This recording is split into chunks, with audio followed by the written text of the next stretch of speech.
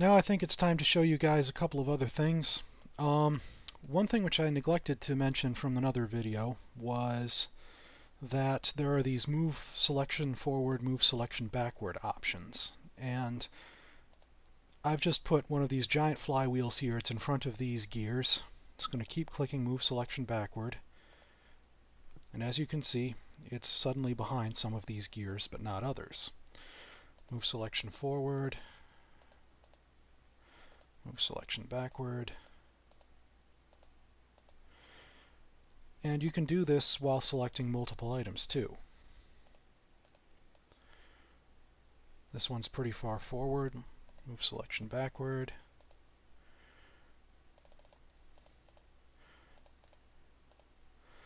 So yeah, that's one of the things which I missed before. Actually, these gears aren't going to do me much good, so I'm just going to erase them. They're not really what I want in the final product. I'm going to leave the hearts as is, and I'm going to actually change the foreground. I created a foreground in Paint. It's dark, it's got these windows in it which show the blackened skies behind. And I've also created another room. I call it the Arboretum. And I'm going to now create a door from the corridor to the Arboretum. I need to select Arboretum as the destination, door image, blocky arch door here. White will be the transparent color. Scroll over here and there we go, the door to the Arboretum.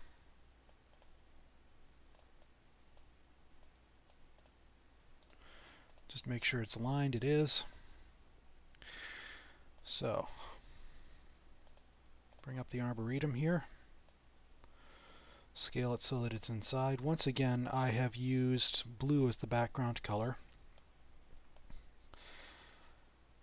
And scroll over here, and door leads to here from the corridor, so put it there. And what I would like to show you guys today is the boss. There is only one boss in the game. It has 3 different variations. That's one of the reasons why I consider this a very bare bones game and game engine. Just click here and the boss rainbow appears. This flag, or I should say this outline of a flag that's following my cursor around, it appears as soon as you click once to place the boss. You place it somewhere inside this semicircle. If you try to put it outside the semicircle or down here, it won't work. It just tries to get as close as possible if you're outside the semicircle. This point that I am placing has 2 purposes.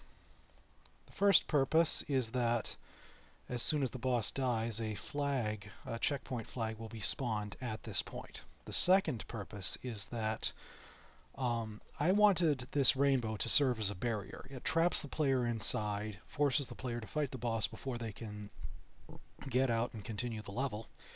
And I wasn't at this point that good at doing collision detection for something that wasn't a straight line. This is a curve, not a straight line, so what I did instead was I set things up so that when the player touches the rainbow sort of grabs the player character. The rainbow grabs the player character, moves the player character to this point, the same point that the flag spawns at, and then after the player character has been moved to this spot, the player character takes damage and is then free to move. The idea is that the flag has to be spawned in a safe spot. It can't be spawned inside static blocks. Like if I put this here, the player was moved to this spot, then the player would instantly die upon entering this because the game would say, okay, the left wall for the player is this block, the right wall is this block. He's crushed between these 2 walls, the player must die. Anyways, the idea is if it's possible for the flag to be here, it's also possible for the player to be here, and that's why the player is moved to this spot. And there are multiple different variations of this one boss. There's no spawning, which is the first type. It has a very thin rainbow. There's spawns 2 enemies. And there's spawns 6 enemies, which is the most difficult and the thickest rainbow. But I'm going to leave it at no spawning. And very soon now I will show you what it's like to actually play in this. So close this out. Save the game. Or I should say save the level. Save it as escape here. And as you can see, this one has gone to a much whiter color, a very, very light green. That means there's a way into this room and there's a way out of this room. There's no goal here, it's not the start. That's what this white color means. And the checkpoint, it notices that there's a boss here. Okay, recording once again. Got it saved. Time to bring this up again.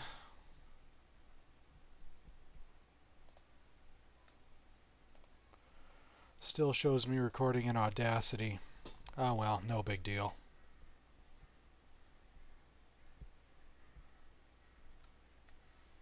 Find out once and for all whether this is really... Yep, it's not picking up the music. Good. But I can hear it, so I'm just going to switch this off. It's a little bit distracting. Let's see. Load up. Escape here. Start in the cell. Doors wide open. They suck at keeping me locked in.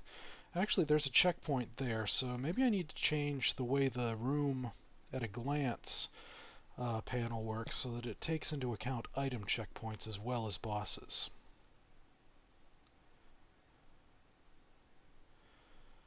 Now here's Twilight tearing through absolutely everything in the room, no problem. Go through the door. Boom. Big blue void. And there's the boss. I'm just going to show you what it looks like. I'll use Applejack for this because she's so tanky. You touch the rainbow, bam, that happens. These tractor beams come out, grab you, take you to the hurt place, or I should say the place where the flag spawns. There you are. Take a little damage. There's no way for me to replenish health at this point because this guy doesn't spawn enemies. In some ways, spawning enemies actually makes it easier because then you can use rarity to heal your guys up. One thing which I don't like about this boss is that the camera doesn't center on him as soon as the boss spawns. So your character can sometimes not see the boss's face at all. Get the checkpoint, completely healed. And now there's nothing else in this room at all, because I haven't put anything else in there. Ideally there will be a lot of trees. It'll look like it's a big greenhouse. It'll be a lot of scenery, but I'll get to that in another part. I think it's a good idea for me to show you guys some of the other variations of the boss. Someday in the future I'd like to set things up so that the player can create their own enemies and by extension their own bosses. But I'm not at that point yet. And why aren't you being selected? Ah, that's why. Because I'm at the wrong layer. Enemies and blocks, select tool, voila. I'm going to change it to one that spawns 2 enemies. Close, save, escape.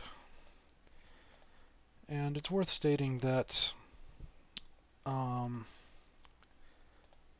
it doesn't actually lock the file when you edit it in this. It only does anything with the file when you save or when you load. And so you can have the game open and the editor open, and you can tell the game, load this level that the editor created. So I'm going to do that right now.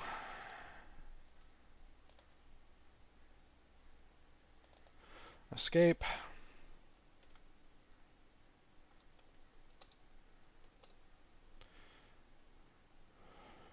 Show you guys what Fluttershy can do. Ow. The enemies are going to be dead before I even get there. That's how good Fluttershy is at clearing out a room.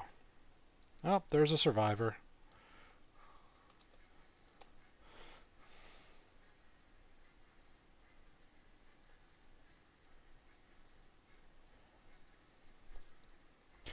So you can see the rainbow's a little bit thicker, and he spawns an enemy, which I can then turn into a heart with rarity.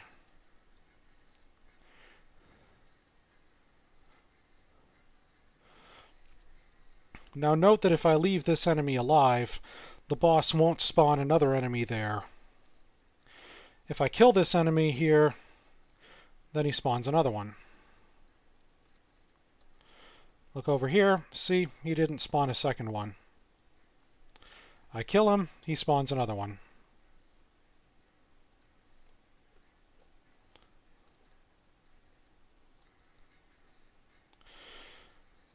It's a bit more of a bullet hell than... it's a lot more of a bullet hell than the first boss was.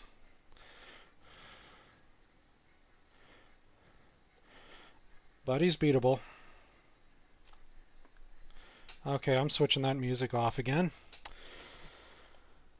And back to the editor. If I want to, I can go into here, say, spawn 6 enemies. Save. Escape. Yes, I do want to. Go back. Load. Yes, reset the game. Escape. Brings me right back to the start, still playing as Fluttershy. Slay them all.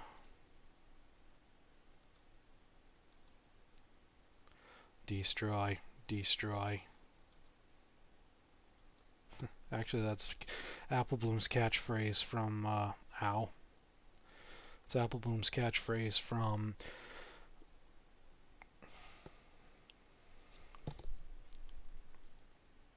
Shoot, I forgot. As you can see, the rainbow is extremely thick now. Okay, it's her catchphrase from fighting is witch... It's her catchphrase from Friendship is Witchcraft. That's where it's from. It's not difficult at all to fight these things if you're fighting as Fluttershy, because she deals an amazing amount of damage, and she has spread shots, so she can pretty much kill them as soon as they spawn. Fight them as Rarity or someone who doesn't do as much damage, and it starts to get very difficult. I'll just try Applejack because she's got very high damage and very high health. The one catch is that she doesn't move very quickly.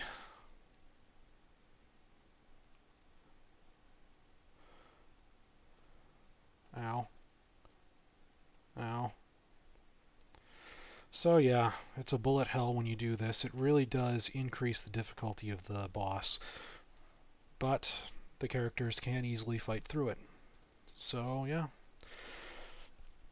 that's about it for the bosses.